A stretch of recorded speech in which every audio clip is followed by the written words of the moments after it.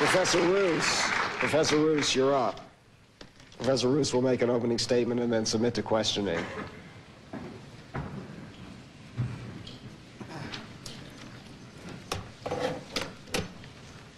I've been told I've got a minute and a half to make an opening statement. I'm a philosopher.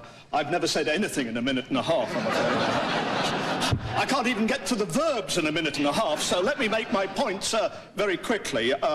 I accept evolution, the fact of evolution, so you know where I stand on that. I believe in a tree life form all the way up to us from some 4 billion years ago. I am myself a Darwinian. I think that natural selection is the major mechanism. I recognize that there is significant debate amongst evolutionists as to how far natural selection goes. I think we all accept natural selection probably as the major mechanism. Most don't go as far as I do and Richard Dawkins do, but certainly I accept natural selection. Creation, I quite often use the word creation in my writings, and I don't mean it sarcastically any more than Charles Darwin did. However, I don't accept creationism with a capital C. I think that this is a form of fundamentalist religion. I don't think it's science. I certainly don't think it's good science, but frankly, folks, I don't think it's very good religion either, whether you're a Protestant, whether you're a Catholic, or whether you're a Jew, or any other of the major religions. So that's where I stand. Thank you, Professor Roos. Professor Johnson. Michael, in your book, Darwinism Defended, you say that many contemporary Darwins show a strong liberal commitment in their politics and sexual morality, whereas advocates of creation want to go back to a strict biblical morality. And you conclude the chapter by saying, Darwinism has a great past. Let us work to see that it has an even greater future.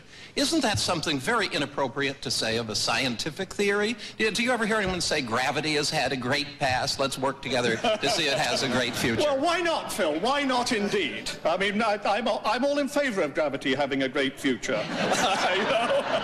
In fact, I'm taking a plane tomorrow. I'll be very worried if gravity gives up.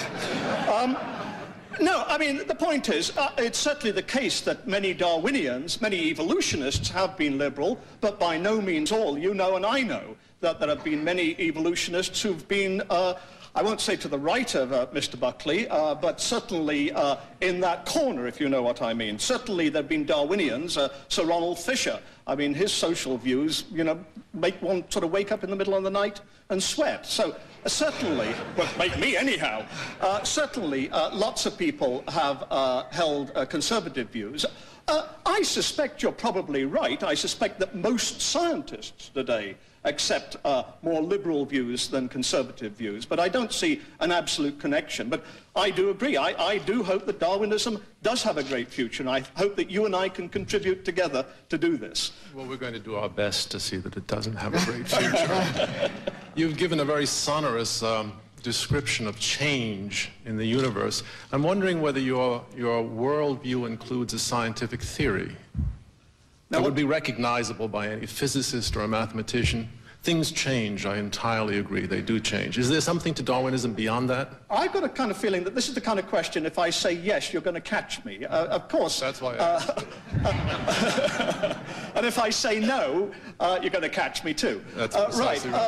Of course, my worldview accepts scientific theories. My worldview accepts theories of physics. But where is the scientific theory of biology that you're proposing to endorse? Yes, I think that Darwinism is a scientific theory. Of course, I think and the Mississippi is a river, but where is the theory beyond having named it? Where is the theory? Yes, where is it? I've never been able to discern it.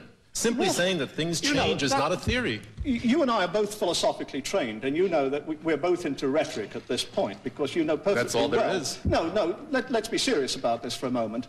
You know perfectly well that if you look at the work, say the writings of somebody like Richard Lewontin, you're certainly, and his mentor, Dobzhansky, you're certainly going to find theories there where people are putting forward Mendelian genetics, they're putting forward the Hardy-Weinberg law, where people are showing how selection can work on this, where they went out, studied fruit flies, both in nature and experimentation. I agree entirely. The emphasis of the question can always be displaced by the mechanism of fog dispersion.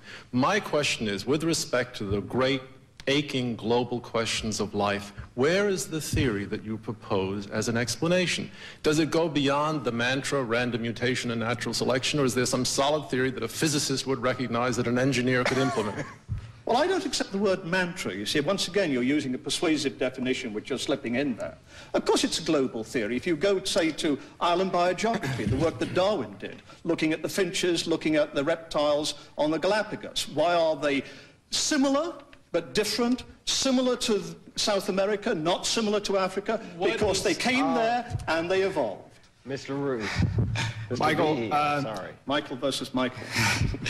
In 1989, the editor of Nature magazine, John Maddox, wrote an editorial with the interesting title, Down with the Big Bang.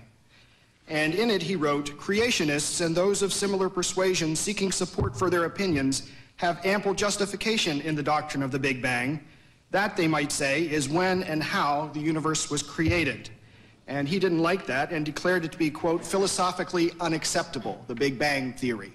So my question is, as a philosopher, do you think scientists use non-scientific criteria sometimes for their evaluation of theories? Oh, absolutely, no question about that. But I'm not doing so at the moment.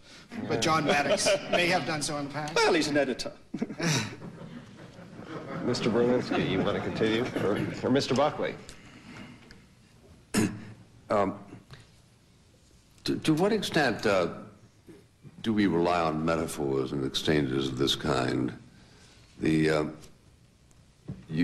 resisted Mr. Johnson's saying that that in such arguments metaphors have been loaded and are tendentious. And you say, well, you're not doing that. Does that mean you disavow those who do, as a matter of as a philosophical matter, or simply as a polemical matter? No, Mr. Buckley, I take metaphor very seriously. I think that one uses metaphors in religious contexts, certainly in political contexts, and there's no question but that one uses them in scientific contexts as well. I mean, natural selection, struggle for existence, arms race today, selfish gene, I mean, these are all metaphors. So I fully accept that science, contemporary science, if you like, is loaded with metaphors. I've never denied that. But the question is, where do you go from there? Does that mean it's purely a human creation, or does that mean that having devised a theory, whether it's Behe's theory or somebody else's theory, can we then go out and check it against the world? And I think that one can in science, and I think that, despite what Mr. Berlinski says, I think that one can in evolutionary biology, and evolutionary biologists do just that. Thank you, Mr. Roos. Mr. Berlinski. Mr. Berlinski, it's your opportunity to make an opening statement. It's your opportunity to make an opening statement.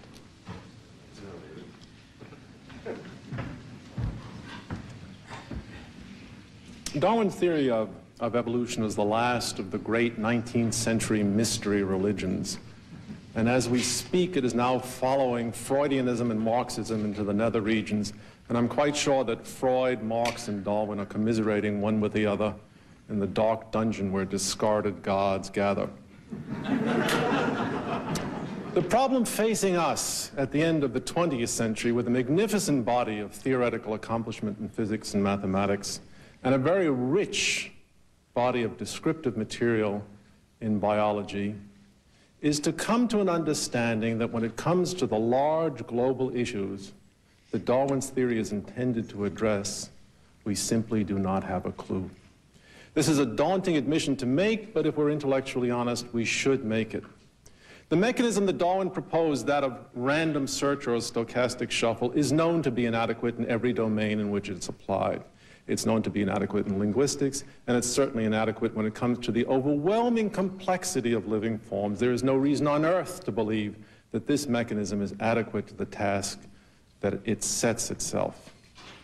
If it should come to pass in the fullness of time that we discover that there is no explanation for life, we will have to accept it. If it should come to pass that we discover in the fullness of time that the only explanation for life is that it is a process designed for transcendental purposes by a transcendental figure, we will have to accept that too.